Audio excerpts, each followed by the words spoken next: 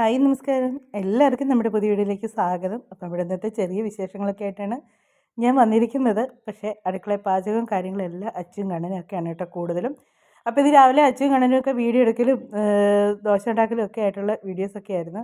അപ്പോൾ ഇന്നലത്തെ മാവ് കുറച്ചും കൂടി ഇരിപ്പുണ്ടായിരുന്നു. അപ്പോൾ ഇന്നും രാവിലെ ദോശയാക്കിയേക്കാമെന്ന് വിചാരിച്ചു. ദോശയും ചമ്മന്തിയും പിന്നെ നമ്മുടെ പതിവ് ഓംലേറ്റും ഒക്കെ ആക്കിയേക്കാമെന്ന് കരുതി. അപ്പോൾ അച്ചു രാവിലെ ദോശ ചുട്ടുകൊണ്ടിരിക്കുകയാണ്. കണ്ണനാണ് വീഡിയോ ഒക്കെ എടുത്തുകൊണ്ടിരിക്കുന്നത്. അപ്പം ഞാൻ രാവിലെ ദോശ ഉണ്ടാക്കാനൊക്കെ അച്ഛനറിയാം കേട്ടോ. അതൊന്നും വലിയ ബുദ്ധിമുട്ടുള്ള കാര്യമൊന്നുമല്ല പുള്ളിക്കാരിക്ക്. അല്ലാതെ എന്തെങ്കിലും കറികളൊക്കെ വെക്കുമ്പോഴാണ് നല്ല ബുദ്ധിമുട്ടായിട്ടുള്ള അറിയാൻ മേലഴിയുള്ളത്. അപ്പം രാവിലത്തെ കാപ്പിയും കാര്യങ്ങളും എല്ലാം കഴിഞ്ഞ് വെച്ച് ഞങ്ങൾ ഇനി ബാക്കിയുള്ള ജോലിയും കാര്യങ്ങളൊക്കെ ആകാനായിട്ട് പോകണം. അപ്പം കണ്ണനോട് ഞാൻ പറഞ്ഞു മുറ്റത്തെ ചെടിയും പച്ചക്കറിയൊക്കെ ഒന്ന് നനച്ച് തരാമോയെന്ന് ചോദിച്ചേ. അപ്പം കണ്ണൻ ഇച്ചിരി ഒരു മൂശാട്ടയായിട്ട് ഇരിക്കുവാണ്. ഫോൺ വന്ന് ചോദിച്ചപ്പോൾ ഞാൻ കൊടുക്കാമായിരുന്നു. ഇപ്പോൾ എപ്പോഴും ഇവരുടെയില്ല ഫോണ്. അപ്പോൾ ഞാൻ അടുത്ത് ഓഫ് ചെയ്ത് വെച്ചതിന് ലോക്കിട്ട് വെച്ചതിന് ഇച്ചിരി മൂശാട്ടയായിട്ട് നിൽക്കുക. അപ്പോൾ കണ്ണയോട് ഞാൻ കുറേ നേരം ചോദിച്ചപ്പോൾ ഞാൻ പറഞ്ഞ് കഷ്ടമുണ്ടാ, ഞാൻ കഷ്ടപ്പെട്ടുണ്ടാക്കിയ പച്ചക്കറിയൊക്കെ അല്ലേന്ന് പറയുമ്പോഴത്തേക്ക് അവൾ പറഞ്ഞിടാ പോയി നനച്ച് കൊടുക്കണം പാവമുണ്ട് എന്നൊക്കെ പറഞ്ഞ്, അമ്മയ്ക്ക് കാല് വയ്യാത്തതുകൊണ്ടല്ലേ എന്നൊക്കെ പറഞ്ഞപ്പോഴത്തേക്ക് പുള്ളി പതിയെ ഓസൊക്കെ എടുത്തുകൊണ്ട് വന്ന് നനച്ച്. ഞാൻ രാവിലെയും വൈകിട്ടും പച്ചക്കറിയും ചെടികളും ഒക്കെ നനയ്ക്കുമായിരുന്നു കേട്ടോ. രാവിലെ ഞാൻ ഇവിടെ പുറകുവശത്ത് നമുക്ക് അത്രയും പ്രശ്നമില്ല കേട്ടോ. രാവിലെ ഒരു ഉച്ച കഴിയുമ്പോഴത്തേക്കുള്ള വെയിലൊക്കെ ഉള്ളൂ, അതുകൊണ്ട് നമുക്ക് അത്രയും കുഴപ്പമില്ല. പക്ഷേ ഫ്രണ്ടിലെ രാവിലെ തൊട്ട് വൈകുന്നേരം വരെയുള്ള വെയിൽ ചെടിക്ക് കിട്ടുന്നുണ്ട്. അതുകൊണ്ട് ചെടി പെട്ടെന്ന് അതിനകത്ത് വെള്ളം അങ്ങ് വലിഞ്ഞ് ചെടി അങ്ങ് പെട്ടെന്ന് വാടും. നമ്മൾ രാവിലെ ഒത്തിരി വെള്ളം ഞാൻ ഒഴിക്കത്തില്ല, കുറേശ്ശെ വെള്ളം ഒഴിക്കത്തുള്ളൂ. അപ്പം രാവിലെയും വൈകിട്ടും ആകുമ്പോഴത്തേക്കും നമുക്കത് കറക്റ്റ് ആകും. ഒന്നതിപ്പോൾ വെള്ളത്തിനൊക്കെ ബുദ്ധിമുട്ടായി തുടങ്ങുവാണ്. വെള്ളമൊക്കെ ഇപ്പം എല്ലായിടത്തുമൊക്കെ പറ്റിയൊക്കെ തുടങ്ങി. അപ്പം അതുകൊണ്ട് ഞാൻ വെള്ളമൊക്കെ ഒരുപാട് നോക്കിയാണ് ചെയ്യുന്നത്. അപ്പോൾ കണ്ണൻ അതെല്ലാം കൂടെ ചെയ്ത് കഴിഞ്ഞ് വന്നപ്പോഴത്തേക്ക് ചേട്ടനും വന്ന് കഴിഞ്ഞപ്പോഴത്തേക്ക് ഞങ്ങളെല്ലാവരും കൂടെ ദോശയൊക്കെ കഴിക്കാണ്ടപ്പോൾ ഇവർക്കിന്ന് ക്ലാസ്സില്ല കേട്ടോ. അതുകൊണ്ട് രണ്ടുപേരും ഉള്ളതുകൊണ്ട് എനിക്കൊരു സമാധാനമുണ്ട്. രാവിലത്തെ വലിയ തിരക്കൊന്നുമില്ലല്ലോ. വീട്ടിലിപ്പോൾ ജോലി ചെയ്യലുകാരുടെ ബഹളം. എല്ലാവരും ജോലിക്കാരാണ് കണ്ടോ. ജോലിക്കാരിക്ക് വയ്യാത്തതുകൊണ്ടാണ്. ആന്നറ ഞാൻ എൻ്റെ വീട്ടിലെ ജോലിക്കാരി, എനിക്ക് അഭിമാനമേ ഉള്ളൂ. ആ അച്ചുവിനെ കാണുന്നില്ലല്ലോ മേളിലോട്ട് പോയിട്ട്. തൂക്കുവാണോടാ? അങ്ങനെ ജോലി ചെയ്ത് പഠിക്ക്, എന്നാലേ കല്യാണം കഴിച്ചു വരുന്ന പെണ്ണിനെ സഹായിക്കാൻ പറ്റുള്ളൂ. അല്ലെങ്കിൽ അവൾക്ക് വയ്യാതെ വരുമ്പോൾ ഉണ്ടല്ലോ, നീ അന്നേരം മടി പിടിച്ച് മാറിയിരിക്കും.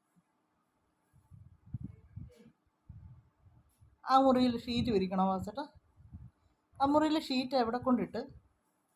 ഇപ്പം റൂമിൽ സ്ഥലമായില്ലേ അതിനകത്തല്ലേ? എന്നാ മതി. റൂം അങ്ങ് പൂട്ടിയേരും, അപ്പോൾ കുഴപ്പമില്ലല്ലോ. ഉണങ്ങിയ തുണിയാണോ രാജകുമാരി? പശയുള്ള മുണ്ടാണോ? തോർത്തുണ്ടല്ലേ? തോർത്ത് എൻ്റെ നൈറ്റ് വെക്കുന്നതിൻ്റെ തൊട്ട് താഴത്തെ തട്ടിലേക്ക് വെച്ചേര്. മുണ്ട് അലമാരിക്കകത്തോട്ട് വെച്ചേര്. കട്ടിലിട്ട പൊടി അടിക്കുമ്പോൾ അത്ര അവനോട് തൂത്തിറക്കുമല്ലേ. നമ്മുടെ ഷീറ്റും കൂടെ വേണേ അങ്ങ് മാറ്റിയേക്കായിരുന്നു. കണ്ണൻ തൂത്തുവാരിച്ച ഇന്നലെ ഞാൻ തൂക്കാൻ പറഞ്ഞപ്പോഴത്തേക്ക് അവന് പറ്റത്തില്ല എന്ന് പറഞ്ഞു. എന്നാടാ? അതാ ട്രോഫിയുടെ ഇതല്ലേ. എങ്ങനെയുണ്ട് മോനെ തൂത്തുവാരിച്ചൊക്കെ? തോന്നണം. എന്നെ സഹായിക്കാറൊന്നുമില്ല അങ്ങനെ. തോന്നിയാൽ എനിക്ക് വയ്യാക്കിരിക്കുമ്പോഴാ ഒന്ന് തൂക്കാൻ പറഞ്ഞാൽ പറയും. അവളോട് പറയാൻ പറയും എപ്പോഴും. അച്ചൂൽ അങ്ങനെ കുടയാതെ എൻ്റെ മേത്തോട്ട് വീഴത്തില്ലേ. അടി പഠിക്കും കേട്ടോ. കുരുത്തക്കേട് കാണിച്ചോ.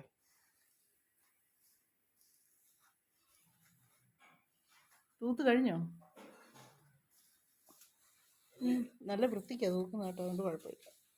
ചെയ്യുന്ന ജോലിയൊക്കെ വൃത്തിയാണ്. പിന്നെ ഇടയ്ക്ക് ഇച്ചിരി ഉഴപ്പങ്ങ് തുടങ്ങിയായിരുന്നു. അതെടാ, ഇതൊക്കെ ഒരു പരീക്ഷയാണ്. ഇതൊക്കെ പാസ്സാകണമെന്നുണ്ട് ഞാൻ മാർക്കിടണം. എന്നാടി എടപ്പോ മകളെ? അച്ചുകൂട്ടൻ എൻ്റെ മുണ്ടൊക്കെ എടുത്ത് കൊടുത്തല്ലോ. അതൊക്കെ എൻ്റെ ആണല്ലോ, അതൊക്കെ കൈക്കലാക്കിയോ?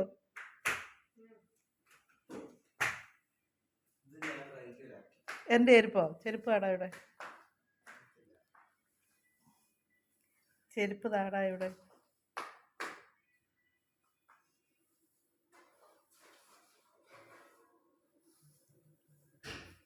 അതിനടി സൗണ്ട് കേൾക്കുന്നത് മെഷീനകത്താണോ അതോ? തുണി ഇട്ടിട്ടുണ്ടോ മെഷീനകത്ത്?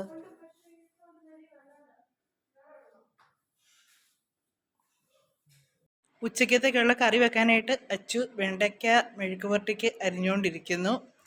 കണ്ടോ, ചാടി എണീറ്റവൻ ഞാൻ ഇങ്ങോട്ട് ഫോൺ തിരിച്ചത്. ഞങ്ങൾക്ക് ഉറക്കമല്ല, ചുമ്മാ കിടന്ന ആലോചന. എന്നതാണോ ആലോചിക്കുന്നത്? ഈ പേരെ വല്ല ബോംബ് വെച്ച് തകർക്കാൻ പോലും ആണോട് ആലോചിച്ച് കൂട്ടുന്നേ? ആണോ? നീ എന്നെ തള്ളിയിടും, എനിക്കറിയാം കേട്ടോ. ഈ അടുക്കളയിലെ ലൈറ്റ് അങ്ങ് അണച്ചേക്കത്തില്ലായിരുന്നോ? എന്നാ നടക്കാൻ? എടുക്കും. എൻ്റെ കാലും ശരിയാവൂടാ കേട്ടോ, ഞാനും നടക്കും ശരിക്ക്. നീ അതൊക്കെ പറയും, നിനക്കതൊക്കെ രസവാ. നിനക്കൊക്കെ വയ്യാതെ വന്നാലേ ഞങ്ങളൊക്കെ നിന്നെ നീ എന്നെ എന്തെങ്കിലും ചെയ്തു എന്ന് ഞാൻ പറഞ്ഞു. നിന്റെ പറച്ചിലേട്ടത്തൊന്നും നീ എന്നെ ഏതാണ്ട് ചെയ്തു എവിടെ ഒരു മൂലക്ക് ഇരുത്തിയതെന്ന് തോന്നുന്നു. അടുക്കളയിലേക്ക് കറി വെക്കാനുള്ള പച്ചമുളകൊക്കെ കണ്ണം പറിക്കാനായിട്ട് വെള്ളോട്ട് വന്നതാണേ. അച്ചു അടുക്കള മെഴുക്കോട്ട് വെക്കലും അങ്ങനെ കുറേ ജോലിയുണ്ട്. അപ്പോൾ കണ്ണന് ഒരുപാട് ഞാനിങ്ങനെ ജോലിയിട്ടൊക്കെ അവൻ്റെ അടുത്ത് ഇങ്ങനെ സംസാരിച്ചുകൊണ്ടിരിക്കുന്നത് എന്താണെന്ന് ചോദിച്ചാൽ, കഴിഞ്ഞ ദിവസം നിങ്ങളൊക്കെ ന്യൂസിനകത്ത് കണ്ടു കാണും, ഞങ്ങളുടെ ഇവിടെ റാന്നിയിൽ പമ്പാറ്റിൽ 3 പേര് വെള്ളത്തിൽ മുങ്ങി മരിച്ചെന്നുള്ളത്. അതിൽ ഒരു കൊച്ച് ഇവൻ്റെ അടുത്ത കൂട്ടുകാരനായിരുന്നേ. ക്ലാസ് 2 അവർ 9B അത് 9C ആയിരുന്നു കൊച്ച്. പക്ഷേ ഇവർ തമ്മിൽ വൈകിട്ട് വരുന്നതും ഭയങ്കര കൂട്ടൊക്കെ ആയിരുന്നു കേട്ടോ. പക്ഷേ ഇവനത് ഇങ്ങനെ ആളുകൾ ഇങ്ങനെ 3 പേര് വെള്ളത്തിൽ പോയി എന്നിങ്ങനെ ഞങ്ങൾ ന്യൂസൊക്കെ കാണുന്നുണ്ടായിരുന്നു. പക്ഷേ ഈ നമുക്കറിയാവുന്നവരാണെന്നുള്ളത് ഒരു പ്രതീക്ഷയില്ലായിരുന്നു. കുറേ കഴിഞ്ഞ് കഴിഞ്ഞപ്പോഴത്തേക്ക് വൈകുന്നേരം ആയപ്പോഴത്തേക്ക് ഇവൻ്റെ ഒരു ഫ്രണ്ട് വിളിച്ച് പറയുമ്പോഴാണ് അറിയുന്നത് ഇന്നയാളാണ്. അന്നേരം തൊട്ട് ഇവനങ്ങ് വല്ലാതെ ഷോക്കായിപ്പോയി കേട്ടോ. അപ്പോൾ അതിൻ്റെയാണ് ഇവർക്ക് ഇന്നിപ്പോൾ അവധി കൊടുത്തേക്കുന്നത് സ്കൂളിന്. അച്ചുവിനും ഇല്ല കണ്ണനും ഇല്ലാത്ത. തന്നെ ഇരുന്ന് പുള്ളി ഇരുന്ന് ആലോചിക്കാറുണ്ട് ഓരോ കാര്യങ്ങളൊക്കെ. അപ്പോൾ ഇവനെ വാച്ചൊക്കെ മേടിച്ച സമയത്ത് അതേ ഗെയിം കളിക്കുകയൊക്കെ ചെയ്യുന്നത് എപ്പോഴും ഇരുന്ന്. ട്യൂഷൻ്റെ അവിടെ ഇവർ രണ്ടും ഒന്നിച്ചായിരുന്നു ഇരിക്കുന്നത്. അപ്പം അതുകൊണ്ട് ഇവൻ മാനസികമായിട്ട് ഭയങ്കര ഒരു ഇതാണ്. ഞങ്ങൾക്കൊക്കെ കേട്ടപ്പോൾ ഭയങ്കര ഒരു വിഷമമായിരുന്നു. പക്ഷേ ഇവൻ ഇങ്ങനെ തന്നെ ഇരുന്ന് ആലോചിച്ച് കണ്ണ് നിറയുന്ന കാണുമ്പോഴത്തേക്കും ഞങ്ങൾ എന്തെങ്കിലുമൊക്കെ പറഞ്ഞ് ഇവനെ വിഷയം മാറ്റി മാറ്റി ഇങ്ങനെ നടത്തുമായിരുന്നു. ഭയങ്കരമായിട്ടും ഭയങ്കര ഷോക്കായിപ്പോയി കണ്ണൻ അത് കേട്ടപ്പോഴത്തേക്കും. ആ കൂടെ അവൻ്റെ ഒരു ഫ്രണ്ട് ആ വീഡിയോ അയച്ചു കൊടുക്കുകയും ചെയ്ത് കൊച്ചിനെ ആറ്റിന്ന് എടുക്കുന്നതും എല്ലാം അതും കൂടെ കണ്ടു കഴിയുമ്പോഴത്തേക്ക് ഭയങ്കര ഇതായിപ്പോയി. അങ്ങനെ ഒരു മൂഡ് ഓഫ് ആയതുകൊണ്ടാണ് ഞാനിങ്ങനെ വയ്യേലും ഞാനിങ്ങനെ എണീറ്റ് ഇവരുടെ പുറകെ നടന്ന് ഇവൻ്റെ പുറകെ നടന്ന് വർത്താനം പറഞ്ഞുകൊണ്ട് നടക്കുന്നത്. അപ്പോൾ അച്ചു മെഴുക്കോട്ടിയൊക്കെ വെക്കുവാണ്. വെണ്ടയ്ക്ക മെഴുക്കോട്ടിയും പിന്നെ മീൻ വറക്കലും ഒക്കെ ആയിട്ട് അച്ചു ഇങ്ങനെ ഒരു സൈഡിൽ കൂടെ ജോലിയൊക്കെ ചെയ്തുകൊണ്ടിരിക്കുന്നു. അപ്പോൾ കണ്ണനെ ഞങ്ങൾ വിളിച്ച് അവിടെ നിർത്തിയിട്ടുണ്ട്. ഓരോന്നൊക്കെ അവനിങ്ങനെ അവിടുത്തെ പറയും, അവൾ തിരിച്ച് പറയും, ഒക്കെ ഇങ്ങനെ ചെയ്തുകൊണ്ടിരിപ്പുണ്ട്. അപ്പം അവനങ്ങ് ഞങ്ങൾക്കൊക്കെ ഭയങ്കര ഒരു ഷോക്കായിരുന്നു കേട്ടോ. ഭയങ്കര വിഷമമായിപ്പോൾ അത് കേട്ട് കഴിഞ്ഞപ്പോഴത്തേക്ക്. എന്നുവെച്ചാൽ 14 വയസ്സുള്ളൊരു കുഞ്ഞല്ലേ, ഇനി അടുത്ത വർഷം 10 അങ്ങനെയൊക്കെ എത്ര പ്രതീക്ഷയോടുകൂടി ആയിരിക്കും വീട്ടുകാർ വളർത്തിക്കൊണ്ട് വന്നത്. അതൊക്കെ ഓർക്കുമ്പോഴത്തേക്ക് ഒരു ഭയങ്കര വിഷമമാണ്. ഞങ്ങളുടെ ഈ നാട്ടിലൊരു പ്രത്യേകതയുണ്ട് കേട്ടോ. ഒരു മരണം നമ്മൾ ഒരു പ്രതീക്ഷിക്കാത്തൊരു മരണം നമ്മൾ കേട്ടാൽ അതേ തുടർന്ന് തന്നെ നമ്മളൊരു 3 മരണം കേട്ടിരിക്കാം. 3ാമത്തെ മരണം കേട്ട് അതിലേ നിൽക്കുകയുള്ളൂ. അങ്ങനെ നമ്മളത് കേൾക്കും. ഇടയ്ക്ക് ടി വിക്കകത്തില്ലായിരുന്നോ ഇവിടെ ഹോസ്പിറ്റലിൽ ഒരു കൊച്ചിന് അനസ്തേഷ്യ കൊടുത്ത്, അത് ന്യൂസിനകത്തൊക്കെ ഉണ്ടായിരുന്നു. കുട്ടി മരിച്ച് 5 വയസ്സുള്ള കുഞ്ഞ്. അതിൻ്റെ ഇത് കേട്ട് തുറകെ തന്നെയാണ് ഇതും കേൾക്കുന്നത്. അപ്പോൾ എപ്പോഴും ഞങ്ങൾ പറയും ഒരെണ്ണം കേട്ട് കഴിഞ്ഞാൽ ഉടനെ തന്നെ അടുത്തതും ഉണ്ടെന്ന്. അപ്പോൾ അച്ചു മെഴുക്കോട്ടിയൊക്കെ ഇടയ്ക്ക് ഇളക്കിക്കൊണ്ടിരിക്കും. അത് കഴിഞ്ഞ് പുള്ളിക്കാരി കയറി അവിടെ ഇരിക്കും. ഇതൊക്കെയാണ് പരിപാടിയെ. അപ്പം ഞാൻ പറയടി ഞാനിങ്ങനെയൊന്നും അല്ല ചെയ്യുന്നതെന്ന് പറയുമ്പോഴത്തേക്ക് അമ്മ ഇങ്ങനെയൊന്നുമല്ല, പക്ഷേ ഞാനിവിടെ ചെന്നേരം ഇരിക്കട്ടെ എന്നും വേണ്ട അവളോട് നിൽക്കും. അപ്പം ഞാൻ പറഞ്ഞു കൊടുക്കുന്നുണ്ട് ഓരോന്നും വെക്കുന്നതൊക്കെ. അപ്പം ഞാനിവിടെ ഒരു കസാര ഇട്ടിങ്ങനെ ഇരിക്കും കേട്ടോ. അപ്പം ഞാൻ പറഞ്ഞു വഴുതനങ്ങ കറി വെക്കാനായിട്ട് വഴുതനങ്ങ ചെറിയ കഷ്ണങ്ങളാക്കി മുറിച്ച് അതിൽ അകത്തെ കുരുവെല്ലാം കളഞ്ഞ് വെച്ച് അതിനകത്തോട്ട് പച്ചമുളകും പിന്നെ നമ്മുടെ 2-3 ചുമന്നുള്ളിയും കൂടെ കുഞ്ഞായിട്ട് അരിഞ്ഞ് ഉപ്പും ചേർത്ത് അത് അടുപ്പിൽ വെച്ച് വേവിക്കാൻ പറഞ്ഞു. വേവിക്കുമ്പോഴത്തേക്ക് ബാക്കി തേങ്ങ ചിരണ്ടി അരച്ചുകൊണ്ട് വരാൻ പറഞ്ഞു. അപ്പം അങ്ങനെ ഓരോന്നൊക്കെ പറഞ്ഞു കൊടുത്തുകൊണ്ടിരിക്കുകയാണ്. പറഞ്ഞു കൊടുക്കുന്നതല്ല ഇങ്ങനെ ചെയ്യും കേട്ടോ. പക്ഷേ സ്വന്തമായിട്ടൊക്കെ ചെയ്യും. ഒന്നാമെന്ന് വെച്ചാൽ അച്ചു ഈ വക കറികളൊന്നും കൂട്ടുകയല്ലാത്തതുകൊണ്ട് അച്ചു അതിൻ്റെ ഉപ്പ് പോലും നോക്കത്തില്ല. അതാണ് ഏറ്റവും വലിയ പ്രശ്നം. ഈ ഇഷ്ടമില്ലാത്തതായതുകൊണ്ട് അവളതൊന്നും നോക്കത്തില്ല. ഇങ്ങനെ വെക്കുമെന്ന് മാത്രമേ ഉള്ളൂ. അങ്ങനെ വെക്കുമ്പോഴത്തേക്ക് അതിന് എന്നതാ കുറവെന്നൊന്നും അറിയാൻ പറ്റത്തില്ലല്ലോ. അടുപ്പിലെല്ലാം വെച്ചിട്ട് ഞാൻ ഇവിടെ വന്നിരുന്ന് റെസ്റ്റ് എടുക്കുന്നുണ്ട്. സെറ്റിയുടെ അവിടെ ഇരിക്കില്ലെന്ന് അച്ഛൻ പറഞ്ഞിട്ടുള്ളതാണേ.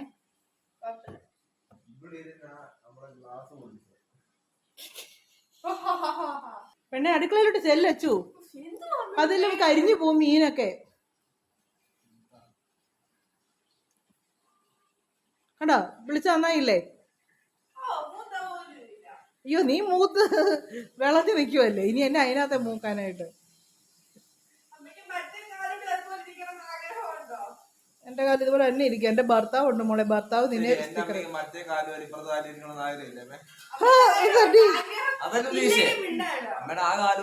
അവൾ ഉദ്ദേശിച്ചത് എന്നറിയാം, എൻ്റെ ഈ വയ്യാത്ത കാല് പോലെ ഇപ്പുറത്തെ കാലാക്കി തരണോന്ന് അവൾ ഉദ്ദേശിക്കുന്നത്. അപ്പോൾ അത് അതിനപ്പുറവും ചോദിക്കൂടെ എന്നോട്. തമ്പുരാട്ടി പാത്രമൊക്കെ ആയിട്ട് എവിടെ പോവാണോ? ഉണ്ണിയാർച്ച അത് ശരിക്കും മൂക്കിട്ടടി തീ കുറച്ചിട്ട് തിരിച്ചു മറിച്ചിട്ട് മൂപ്പിച്ചെടുക്കാം. അതിൻ്റെ ഉള്ളിലോട്ട് മൂക്കണം. ആര്? നീയോ? മൂത്തേക്ക് നമുക്ക് പറിച്ചെടുത്തേക്കാം.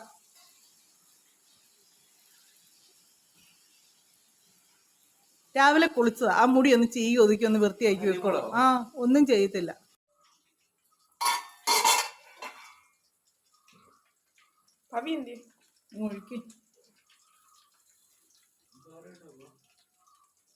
ഇതും ചെയ്യോ? തവി എന്ത് ചെയ്യും?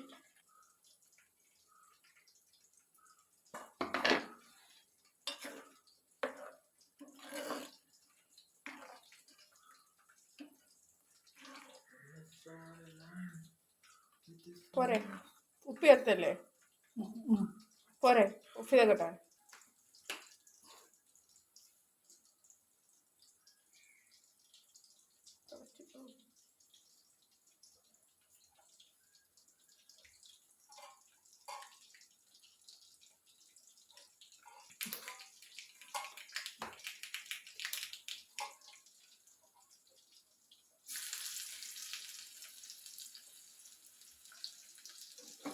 ഇതിലേക്ക് ഒരു ശകലം മുളക് പൊടി കൂടി ഇടണം. ഇപ്പോഴല്ലേ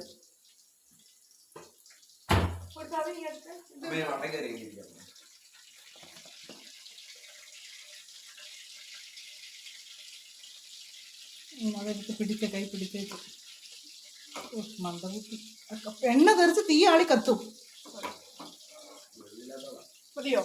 ഇതൊക്കെ മിക്ക് അത് കരിയും. ആ, പെട്ടെന്ന് ഒഴിക്കണം. എന്നിട്ട് മതി, ഞാൻ ഒഴിക്കുക.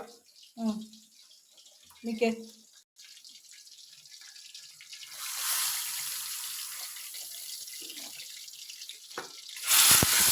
അയ്യോ പേടിച്ചു.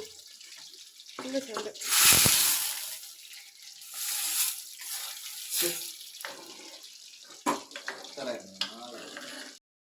കറിയെല്ലാം വെച്ച് കഴിയുമ്പോഴത്തേക്ക് പിന്നെ പാവയ്ക്ക കുറച്ച് തോരൻ വെക്കട്ടായിരുന്നേ.